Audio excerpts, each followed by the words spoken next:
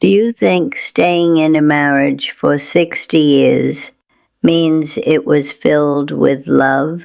What if I told you I spent 6 decades with a man who slowly erased who I was, and the day I finally walked away wasn't the saddest day of my life. It was the first time I felt free. My name is Margaret Maggie Collins. I'm 82 years old, and I live in a small village just outside Asheville, North Carolina. I was married to my husband, Robert Collins, for 60 years. We raised 2 children together, a son, Daniel, and a daughter, Emily. From the outside, people thought we had a perfect life, but what they never saw was what happened behind closed doors. And the truth is, I didn't leave him because I stopped loving him. I left because I finally started loving myself. I met Robert when I was just 19. He was charming, confident, the kind of man everyone noticed when he walked into a room. And me? I was quiet, shy. The kind of girl who believed love meant loyalty, no matter what. He made me feel chosen. That was enough for me. We got married within a year, and at first, it really did feel like a dream. We moved into a small wooden house in a quiet rural town. I remember planting flowers in the yard, imagining the life we would build together. And for a little while, things were good. But slowly, things began to change. Not all at once. That's the part no one tells you. Abuse doesn't start with shouting. It starts with small things. Comments, control, silence. Robert didn't like the way I dressed. He didn't like my friends. He didn't like when I spoke too much around others.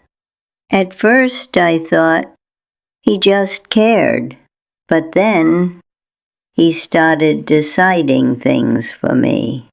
What I should wear, where I should go, who I should talk to. And without realizing it, I started disappearing. But here's what I didn't understand at the time. When someone slowly takes away your voice, you don't notice the moment it's gone. By the time I was 25, I had my first child, Daniel. Holding him in my arms, I felt a kind of love I had never known before. And I told myself, this is worth it. I can endure anything for my children. 2 years later, Emily was born, and my world became about them. Not me. Never me. Robert became stricter as the years passed. He controlled the money. He made every decision. And when he was angry, he didn't always use words. There were nights I sat in the kitchen alone, crying quietly so my children wouldn't hear. I would look at the door, wondering what it would feel like to leave. But I never did. Because where would I go? How would I survive? And what would people say? And this is the lie I lived with for decades. Staying is stronger than leaving. As the years passed, my children grew up. They saw more than I ever wanted them to. But I always told them. There were nights I sat in the kitchen alone, crying quietly so my children wouldn't hear. I would look at the door, wondering what it would feel like to leave. But I never did, because where would I go?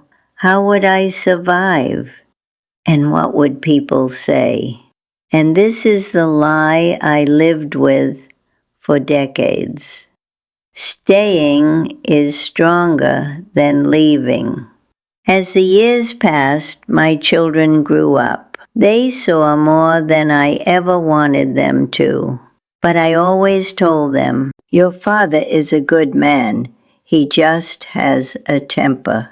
I protected him, even when he didn't deserve it. Daniel left for college at 18. Emily followed soon after. And suddenly, the house became quiet. Too quiet. It was just me and Robert. No distractions, no noise, no reason to pretend. That's when things became unbearable. He didn't need to hide anymore.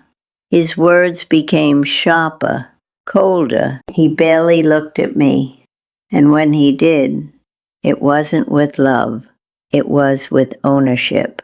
And one night, something happened that changed everything. I was 68 years old. I had spent almost 50 years in that marriage. That night, I dropped a plate while doing dishes. It shattered on the floor. And Robert, he lost control. He yelled in a way I had never heard before. Not just anger, hatred. And in that moment, I didn't feel like his wife. I felt like nothing. And for the first time in my life, I asked myself, is this how I want to live the rest of my life? But even then, I didn't leave. Not yet. Because fear is powerful. Years passed. More silence. More distance. More emptiness. Until one day, something unexpected happened.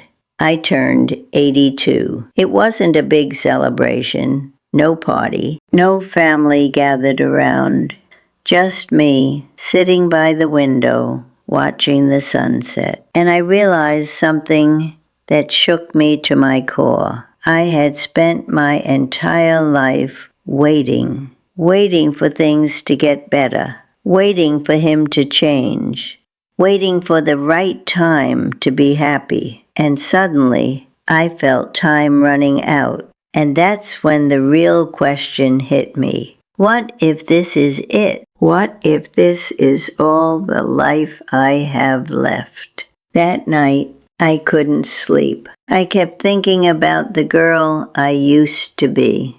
The one who loved flowers. The one who laughed easily. The one who believed in happiness. And I asked myself, what happened to her? The next morning, I did something I had never done before. I told Robert, I want a divorce. He laughed at first. Then he got angry. Then he said something I will never forget. You're too old to start over. But for the first time in 60 years, his words didn't control me. I looked at him calmly and said, I may be old, but I'm not finished. And that was the moment everything changed. The divorce wasn't easy. At 82, starting over is terrifying. I had no experience handling finances, no independence, no confidence, but I had something I never had before. Freedom. I moved into a small apartment, nothing fancy, just a quiet place of my own. The first night there, I sat on the bed and listened. No shouting, no tension, no fear, just silence.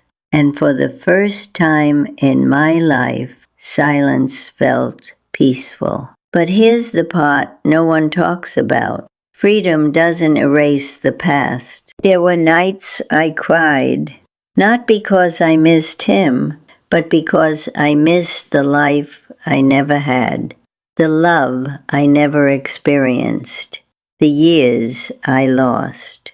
But slowly, something inside me started to heal. I started going for walks, talking to neighbors, even joined a small community group. And one day, a woman there said something simple.